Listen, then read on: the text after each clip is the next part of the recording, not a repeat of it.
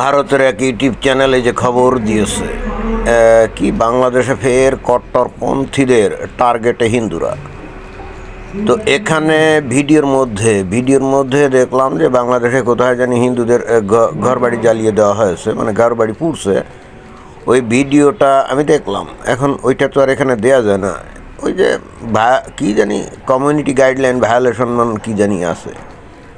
যাই হোক, এখন এই খবর দেখে মনে হতে পারে যে বাংলাদেশের হিন্দুদের নিয়ে ভারতের হিন্দুদের বোধহয় চিন্তার কোনো শেষ নেই। আমার কাছে বেসিক্যালি এটা একেবারে মানে অবান্তর মনে হয়, কারণ এখানে এই যে বাংলাদেশে ফের কট্টরপন্থীদের টার্গেটে হিন্দুরা, এই যে কট্টরপন্থী বলতে এরা আসলে কাদেরকে বোঝাচ্ছে? মুসলমানদের মধ্যে কোনো কট্টরপন্থী বা নরমপন্থী বলে কোনো কিছু নেই। মুসলমানের মধ্যে কোনো রেডিক্যাল মুসলিম অথবা ওই যে কি মডারেট মুসলিম না, এই ধরনের কোনো কিছু নেই। এগুলো হলো ফালতু কথা। মুসলিম ইজ মুসলিম, এবং তারা শুধু তাদের ধর্মীয় বিধান এগুলোই তারা মেনে চলার চেষ্টা করে। কিছু কিছু মুসলিম কি করে তাদের উপরে নির্দেশিত কোরআন হাদিসের নির্দেশনাগুলো কিছু মুসলমান একেবারে অক্ষরে অক্ষরে পালন করার চেষ্টা করে, এবং তাদেরকে তখন কি বলে যে রেডিক্যাল মুসলিম, তাই না? মানে মৌলবাদী মুসলমান বা টেরোরিস্ট বা ফান্ডামেন্টালিস্ট এরকম বলে আর কি। আরে ভাই, এগুলো তো তুমি বললে তো আর হবে না। ও তো ধর্মের বিধিবিধান মেনে চলে, ও একজন খাঁটি মুসলমান, বড় জোর এইটুক বলা যেতে পারে। এখন অনেকের ওই ধরনের সাহস নাই, ওই যে ইসলামের বিধিবিধান অনেকে মানতে চায় না, নিজের মনে নিজে একটা রসালো টাইপের ব্যাখ্যা দাঁড় করিয়ে তারপরে বলে যে না না না ইসলামে তো এইগুলা নাই। আরে ভাই, ওরা তো খাঁটি মুসলমান না, ওদেরকে আপনি বলতে পারেন যে হাফ মুসলমান। কিন্তু তাই বলে এখানে রেডিক্যাল মুসলিম বলতে আপনি কি বুঝাচ্ছেন, বা টেরোরিস্ট বলতে আপনি কি বুঝাচ্ছেন? উগ্রপন্থী বা কট্টরপন্থী মানে কি মস্কারি নাকি? ভাই, আপনারা যারা ভারতের হিন্দুরা, মুসলমানদেরকে আপনি শুধু মুসলমান হিসেবে আপনি ডাকতে পারেন, আপনি কোনোভাবে তাদেরকে ট্যাগ দিতে পারেন না যে কট্টরপন্থী। আর কিসের কট্টরপন্থী? এগুলো বলে আপনারা কি বোঝাতে চাচ্ছেন কট্টরপন্থী মুসলিম যারা, তারা ইসলামের বাইরের কেউ বা ইসলামের নাম ব্যবহার করে কেউ এই যে হিন্দুদের ওপর হামলে পড়ে, তাদের বাড়িঘরে আগুন জ্বালাচ্ছে বা তাদের মন্দিরের ওপর হামলে পড়ে? না, বিষয়টা তাহলে তা না। একজন খাঁটি মুসলমানের ওপর নির্দেশই হলো এগুলা। এই যে যেমন 1450 বছর আগে যখন হজরত মুহাম্মদ সাল্লাল্লাহু আলাইহি ওয়াসাল্লাম মক্কা এবং মদিনা যখন উনি দুটি দখল করে সেখানে নিরঙ্কুশ নিয়ন্ত্রণ প্রতিষ্ঠা, মানে শাসন ব্যবস্থা প্রতিষ্ঠা করলেন, তখনই উনি কি বললেন? উনি ওনার সাহাবীদেরকে বললেন, এই তোমরা গিয়ে এই আরব পেনিনসুলায় যেখানে যত মন্দির আছে, তারপরে দেবদেবীর প্রতিমা বা মূর্তি যেগুলো আছে, এগুলো ভেঙে চুরে খান করে দাও, তাই না? এবং খোদ নবী নিজেও কী করলেন, ওই যে ওই প্যাগানদের যে উপাসনালয় কাবাঘর, তো তার মধ্যে 360টা মূর্তি ছিল, তো নবী নিজেও কি সেগুলো ভেঙে চুরে খান করে দিয়েছেন না? তো এগুলো তো ভাই ইসলামের নির্দেশ, এগুলো তো মুসলমানদেরকে অনুসরণ করতে হবে, এবং যত বেশি অনুসরণ করা যাবে সে তত বেশি খাঁটি মুসলমান হবে, এবং বেহেশতে যাওয়ার রাস্তা তার তত বেশি সুগম হবে। এটাই হলো প্রকৃত সত্য কথা। এখানে কট্টর মুসলিম আবার কি? এই যে ভারতে পশ্চিমবঙ্গে অসীম সরকার যে কবিয়াল, সে কিন্তু ইসলামের মূলনীতি সে কিন্তু বলে দিয়েছে, কিন্তু ভারতের হিন্দুরা এটা মানতে নারাজ। তারা বস্তুত বলতে চায় না না না এইটা তো সেই 1400 না 1450 বছর আগে এই ধরনের হয়তো বিধান ছিল, এটা এখনকার সময় এরকম কোনো বিধান নাই। আরে ভাই, ইসলাম কি তোমরা হিন্দুরা বেশি জানো না মুসলমানরা বেশি জানে বলেন তো? ইসলামের ব্যাখ্যা কি মুসলমানরা হিন্দুদের কাছ থেকে গ্রহণ করবে বলেন? যাই হোক, অলরেডি আপনারা জানেন যে আমি এখন ভারত ভ্রমণে আছি, আর এখানে আসলে প্রচণ্ড সাউন্ড পলিউশন, যেটা কিন্তু আমি বহুবার বলছি। তবে একদিক দিয়ে হিসাব করলে এটা তাদের একটা কালচারাল ব্যাপার মনে হয়, কারণ আনন্দ ফুর্তি করতো। যেমন এখন আমি যেখানে আসি সেখানে এই যে ছাদের উপরে বসে আমি এই যে ভিডিও বানাচ্ছি, পাশেই ক্রিকেট খেলছে, এখন ধারাভাষ্য মাইকে চতুর্দিকে দিচ্ছে, সেই সাউন্ডগুলো চলে আসছে। তো যাই হোক, আসল কথা আসা যাক।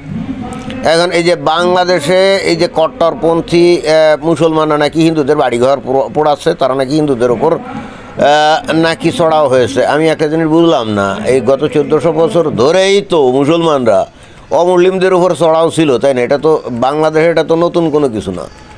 তো বাংলাদেশের হিন্দুদের উপরে এই ধরনের ঘটনা প্রতিনিয়ত সেই পাকিস্তান পিরিয়ড থেকেই প্রতিনিয়ত হতো। এবং বাংলাদেশ যখন 1971 সাল হলো, মনে করা গেছিলো যে বাংলাদেশে হয়তো এটা আর থাকবে না, কিন্তু বাংলাদেশে আরও আমার কাছে কেন জানি মনে হয় যে পাকিস্তানের তুলনায় আরও বাংলাদেশ পিরিয়ড অনেক বেশি হয়েছে। এবং ঠিক সেই কারণে এই পাকিস্তান পিরিয়ডে যেখানে বাংলাদেশে প্রায় 20-22% হিন্দু ছিল, তো গত 54 বছরে এই স্বাধীনতার পরে এটা কমে কমে কত 8-9% চলে আসছে না? তো এটা কিভাবে হয়েছে?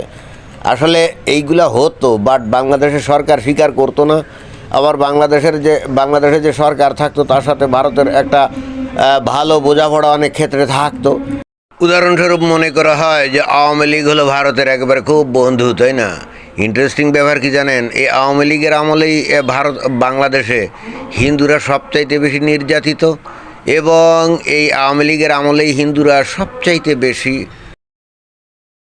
একেবারে নীরবে নিভৃতে বাংলাদেশ ত্যাগ করে ভারতে চলে আসছে এই আওয়ামী লীগের আমলেই। এবং আমি কিন্তু একটা কথা বারবার বলি, আমি তো বাংলাদেশের সন্তান, তাই না? আমি তো এগুলো চিনি, জানি। বাংলাদেশে এই যে আওয়ামী লীগকে মনে করা হয় কি গণতন্ত্র, ধর্মনিরপেক্ষ, ভারতের বন্ধু, তাই না? ইন্টারেস্টিং ব্যাপার হচ্ছে বাংলাদেশে হিন্দুদের জায়গা, সম্পদ এবং সুন্দরী নারী সবচাইতে বেশি দখল করছে এই আওয়ামী লীগের লোকজন। এটা কিন্তু আমি বলি, এই যে কথাটা আমি বলি, এইটা আসলে ফ্যাক্ট এবং সত্য ঘটনা। এমন না যে আমি আওয়ামী লীগের বিরোধী কোনো ব্যক্তি বা আমি এর বিরোধী তা করার জন্যে এই কথাগুলো বলি। ভাই, যেটা সত্য সেটাই আমি বলি। আমার তো কোনো দলের প্রিয় পাত্র হওয়ারও দরকার নেই, শত্রু হওয়ারও দরকার নেই। আপনারা তো জানেন আমি সত্যের পিছনে ঘুরি, তাই না? তো আওয়ামী লীগ কী কাজ করতো জানেন? এরা ভিতরে ভিতরে এই কর্মকাণ্ডগুলো করতো আর ভারতকে বুঝ দিত আমরা বাংলাদেশে সন্ত্রাসী দমন করতেছি, জঙ্গিবাদ দমন করছি। এবং এই জন্যে অনেক ক্ষেত্রে যে জঙ্গি নাটক করতো, কেন করতো জানেন? ওই ভারতকে বোঝানোর জন্যে। অথচ এই শেখ হাসিনার আমলে, এবং শেখ হাসিনার আমল কেন বলি, একেবারে খোদ সেই বঙ্গবন্ধুর আমল থেকেই, এই বঙ্গবন্ধুর সময় থেকেই কিন্তু এই হিন্দুদের উপরে এই সবচাইতে বেশি অত্যাচার, নির্যাতন এগুলো কিন্তু হতো। এবং এই যে শত্রু সম্পত্তি আইন, এ বিষয়ে তো অনেক কথা আমি বলছি, কি বলি নাই? বাংলাদেশে হিন্দুরা হলো সব শত্রু। বাংলাদেশ থেকে যদি এরা ভারত বা অন্য কোনো দেশে চলে যায়, তাহলে এদের সম্পত্তি কী হয়ে যায়? শত্রু হয়ে যায়, অর্থাৎ হিন্দুরা হলো শত্রু। তো এটা হলো পাকিস্তানের আমলে এই আইনটা করছিল, কিন্তু ধরা হয়েছিল যে 71 সালের পরে বাংলাদেশে অন্তত আর হিন্দুদেরকে শত্রু হিসেবে গণ্য করা হবে না, তাই না? অদ্ভুত ব্যাপার কি জানেন, শত্রু সব শব্দটা খালি বাদ দেওয়া হয়েছে, ওইখানে বসানো হয়েছে অর্পিত সম্পত্তি, বুঝছেন? এবং বঙ্গবন্ধু তো বটেই, খোদ শেখ হাসিনাও কখনো এটার এগেনস্টে কোনো কথা বলেনি। কেন বলেনি জানেন?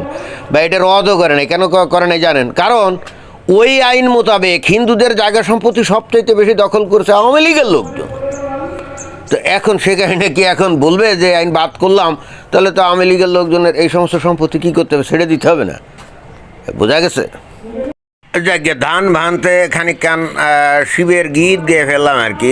বক্তব্য দিচ্ছিলাম যে বাংলাদেশে ফের কট্টরপন্থীদের টার্গেটে হিন্দুরা বলে ভারতের একটা ইউটিউব চ্যানেল দেখলাম যে ভিডিও বানিয়েছে।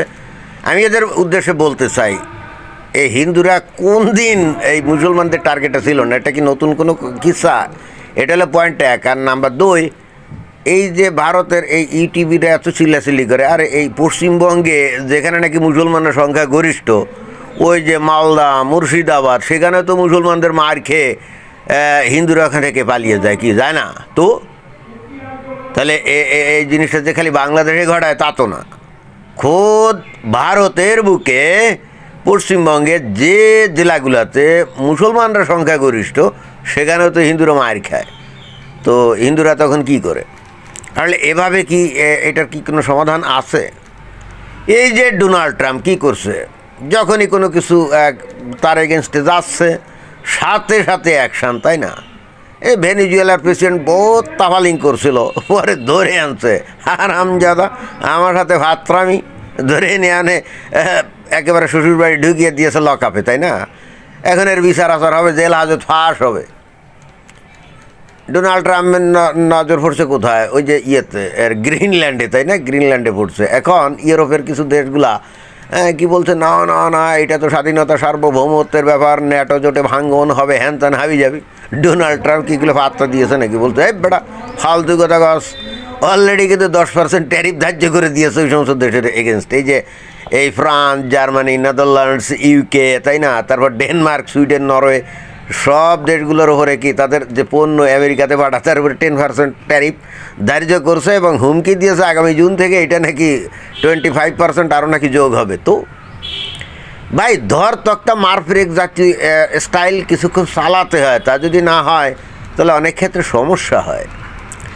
যাই হোক, ভারতের লোকজনদের এই সমস্ত নাকি কান্না আর এই সমস্ত মেকি হিন্দু প্রীতি দেখিয়ে কোনো লাভ নাই। কারণ আমি এই যে এখন ভারতে আছি না, এদের সাথে তো কথাবার্তা বলি, এদের সচেতনতা খুবই কম, একেবারে খুবই কম। এগুলো নিয়ে ভাবেও না, এরা এখনও বিশ্বাস করে কোনো ধর্ম তো ওই সন্ত্রাসের কথা বলে না, অশান্তির কথা বলে না, হিংসার কথা বলে না, হত্যার কথা বলে না।